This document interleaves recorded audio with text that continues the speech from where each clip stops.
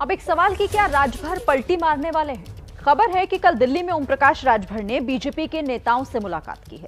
वैसे तो राजभर इसे गलत बता रहे हैं, लेकिन राजभर के राजनीतिक इतिहास पर अगर गौर करें तो उनके लिए पलटी मारना कोई नई बात नहीं। तो सवाल ये कि इतनी प्रचंड जीत के बाद भी राजभर की जरूरत क्यों है बीजेपी को? ये यूज एंड थ्रो वाली पार्टी है भाजपा। भारतीय जनता पार्टी जुमला बोलने में, झूठ बोलने में, धोखा देने में और यूज एंड थ्रो करने में एक नंबर की पार्टी है कि खाता न बही जवन भाजपा कहे वह सही। बीजेपी डूबती हुई नैया है।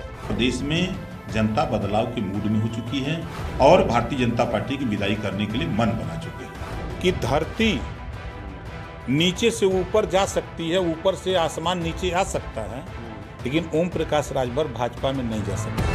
पूरे चुनाव में बीजेपी को पानी पी पी कर कोसने वाले ओम प्रकाश राजभर को लेकर यूपी की राजनीति में नई चर्चा चल रही है।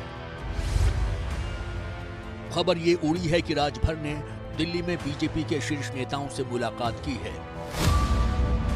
लेकिन चेहरे पर हल्की मुस्कान लिए राजभर मुलाकात की खबरों से कैमरे पर इनकार कर रहे हैं। मुलाकात हुई कि नहीं हुई? नहीं, हमारी किसी से मुलाकात नहीं। भाजपा में शामिल होने की कोई गुंजाइश? नहीं, अभी कोई गुंजाइश नहीं। उत्तर प्रदेश अगर भाजपा आपके सामने कोई शर्त रखे, कुछ आपको पेश करे, पेशकश दे कि हाँ चलो हम आपकी कोई बात मान लेंगे, फिर? देखिए, हम समाजवादी पार्टी के साथ हैं और 2024 की तैयारी के लिए हम लोग रणनीति बना करके चुनाव में जा रहे हैं। अभी एमएलसी का जो स्थानीय निकाय का चुनाव हो रहा है, उस चुनाव में हम लोग मजबूती से चुनाव लड़ने जा रहे हैं। और जब यही मुलाकात का सवाल हमने बीजेपी के प्रदेश अध्यक्ष स्वतंत्र देव सिंह से पूछा तो उन्होंने कैमरे पर चुप्पी साध ली। साले गिले शिकवे मिट जाते हैं, तो क्या इसीलिए आपके पुराने सहयोगी ओम प्रकाश राजभर दिल्ली गए? क्या अमित शाह जी से मुलाकात हुई? इस विषय में आप कुछ कहेंगे? अब इस चुप्पी को आप जो समझना चाहें समझने के लिए स्वतंत्र हैं। जहां तक ओम प्रकाश राजभर के सियासी इतिहास का सवाल है तो राजभर बीते 5 साल में ही कई बार पलटी मार चुके हैं। 2017 में बीजेपी के सहयोग से पहली बार विधायक बने, मंत्री रहते हुए बीजेपी के खिलाफ बोला और बाहर हुए। 2021 में ओवैसी के साथ गठबंधन किया, चुनाव से ठीक पहले ओवैसी को छोड़ एसपी के साथ हो गए, जबकि हर जगह कहते रहे कि ओवैसी का साथ नहीं छोड़ेंगे। ये सब जो अफवाहें हैं, ये अफवाह है, इसमें कोई सच्चाई नहीं है। माननीय ओवैसी जी ने साफ साफ कहा है कि हम मोर्चे में रहेंगे, अब मोर्चे में जो भी सीट हमको मिलेगी हम वो सीट लड़ेंगे। चुनाव से पहले ही राजभर ने ओवैसी का साथ छोड़ दिया और समाजवादी पार्टी के साथ मिलकर चुनाव लड़े।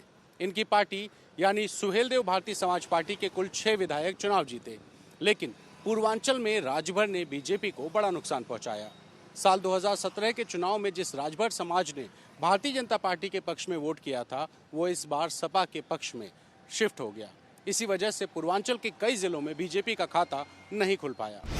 आजमगढ़, गाजीपुर, कौशाम्बी जिले में बीजेपी को एक सीट भी नहीं मिली। बस्ती और मऊ में बीजेपी सिर्फ एक सीट ही जीत पाई।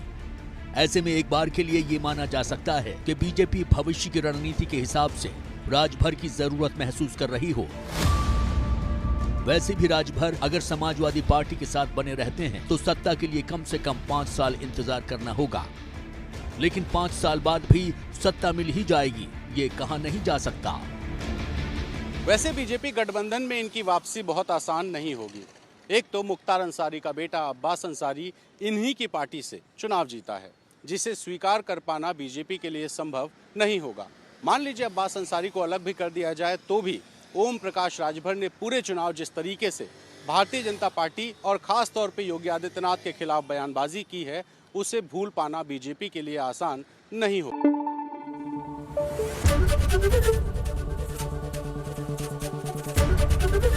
एबीपी न्यूज आपको रखे आगे।